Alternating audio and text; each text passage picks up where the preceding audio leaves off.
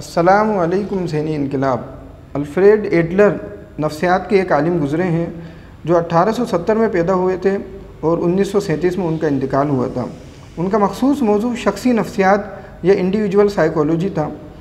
एक मुबस्सिर ने उनके बारे में लिखा है कि पूरी ज़िंदगी इंसान और इंसान की छुपी हुई सलाहियतों का मुताला करने के बाद एक दिन अल्फ्रेड एडलर ने यह ऐलान किया कि इंसानी शख्सियत की खुसूसी सलाहियतों में से एक हैरत अंगेज़ सलाहियत ये है कि इंसान एक नहीं को एक है में बदल सके, मतलब कि नामुमकिन को मुमकिन बना सके।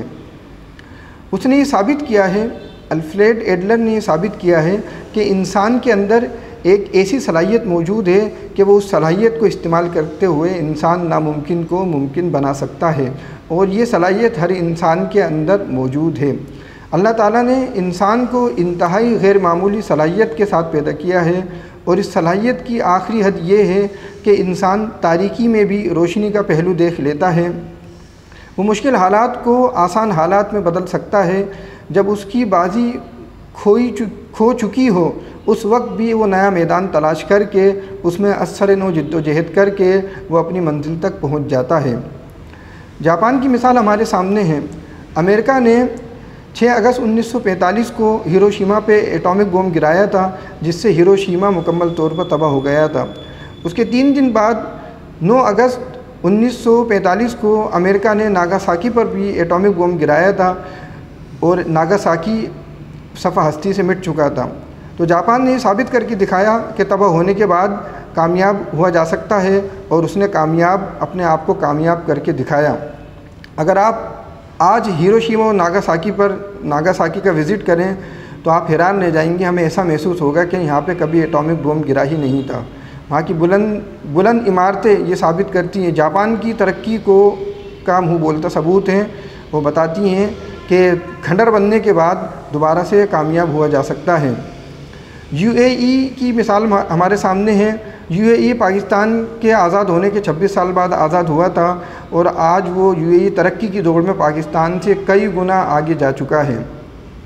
सिंगापुर, जिसको एक कीचड़ की दलदल कहा जाता था, सिंगापुर भी कामयाब हो चुका है, और सिंगापुर का पासपोर्ट दुनिया का नंबर 1 पासपोर्ट कहलाता है।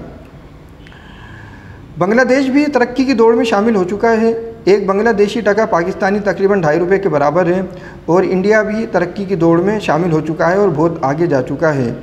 अगर अमेरिका सॉफ्टवेयर डेवलपमेंट में नंबर 1 पे आता है तो इंडिया पूरी दुनिया में सॉफ्टवेयर डेवलपमेंट के अंदर दूसरे नंबर पे आता है, और एक इंडियन रुपी पाकिस्तानी तकरीबन 3.5 रुपये के बराबर है। हद तो ये है कि ताइवान भी तरक्की की दौड़ में शामिल हो चुका है, और चाइना की तरक्की तो पूरी दुनिया जानती है। चाइना पाकिस्तान के 2 साल बाद 1949 में आज़ाद हुआ था, और पूरी दुनिया के अंदर चाइना की मसनूआत इस्तेमाल हो रही है। उसकी एक्सपोर्ट दुनिया में सबसे ज़्यादा एक्सपोर्ट चाइना की है। अब अमेरिका भी चाइना से डरने लगा है। तो ये है बिज़नेस की ताकत, इकॉनमी की ताकत, कि अमेरिका जैसा मुल्क अब घबराने लगा है चाइना से। साउथ कोरिया की अगर बात करें तो साउथ कोरिया की भी तरक्की पाकिस्तान से बहुत आगे है। हम जहाँ से चले थे हम वहीं के वहीं खड़े हुए, बस थोड़ा 19-20 का फ़र्क आ गया। हमारी पोजीशन वही 1947 वाली है। या अगर ये कहा जाए कि 1947 में हमारी पोजीशन ज़्यादा बेहतर थी तो ये बेजाना होगा। 1945 में एक अमेरिकी डॉलर पाकिस्तानी 5 रुपये के बराबर था, और आज एक अमेरिकी डॉलर तकरीबन 280 रुपये पाकिस्तानी रुपये के बराबर हैं। साउथ कोरिया की जो तरक्की है वो मुझे बताते हुए बहुत खुशी होती है कि साउथ कोरिया की तरक्की एक पाकिस्तानी इकोनॉमिस्ट की वजह से है। पाकिस्तानी इकोनॉमिस्ट डॉक्टर महबूबुल हक ने साउथ कोरिया का बजट बनाया था, और उसी बजट की बुनियाद पर साउथ कोरिया ने तरक्की की है।